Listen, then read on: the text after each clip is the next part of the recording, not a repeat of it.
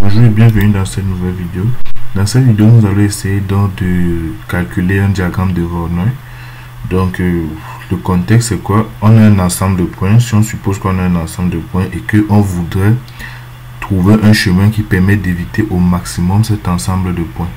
Donc, c'est le diagramme de Voronoi qui va nous permettre de faire ça.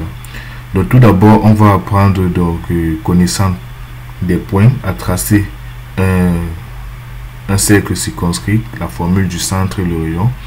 Donc pour cela, on part donc de l'équation de polarisation C, qui est facile à démontrer. Il suffit tout simplement de faire un produit scalaire entre x moins y et x moins y. Donc dès qu'on a démontré l'équation de polarisation, on utilise cette équation pour trouver dans la relation entre le centre et le rayon d'un cercle circonscrit. Dans la dimension n, on obtient un sphère. Donc, une fois cela dit, on va essayer donc d'implémenter cela. On suppose qu'on a notre ensemble de points ici, là. Et on va à chaque fois extraire un triangle, calculer dans son centre par cette formule, ainsi que son rayon. Et nous allons tracer. Donc, c'est ce qu'on fait d'abord dans un premier temps. Et voilà dans ce qu'on obtient. On a nos cercles circonscrits et nos triangles qui apparaissent comme ceci. Mais ce qu'on va constater très rapidement, c'est qu'on a des triangles qui contiennent des points. Vous voyez, là, le triangle ici, lui, contient ce point, ce qui n'est pas bien.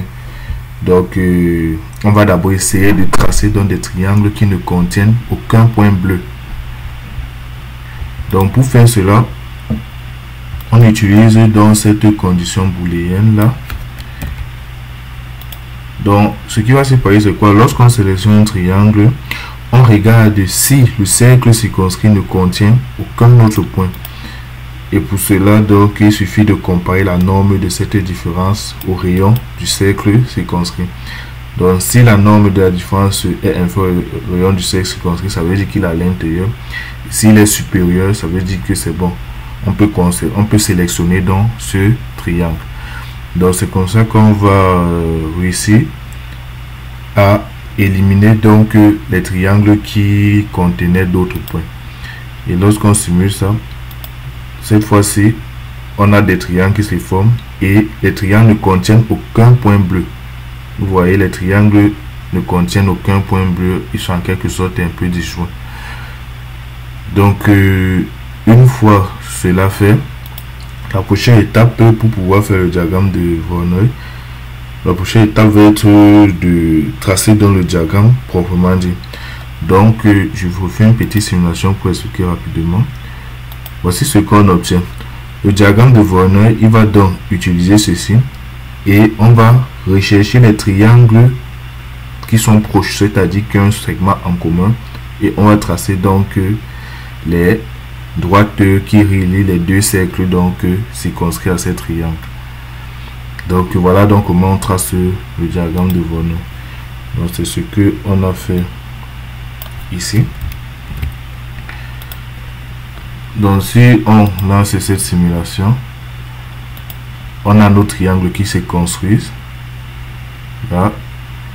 Dès qu'on a fini de construire dans nos triangles, on relie donc les différents centres des triangles voisins et on obtient notre triangle, notre diagramme de Voronoi qui lui segmente dans le plan de telle sorte que chaque région contient un et unique point.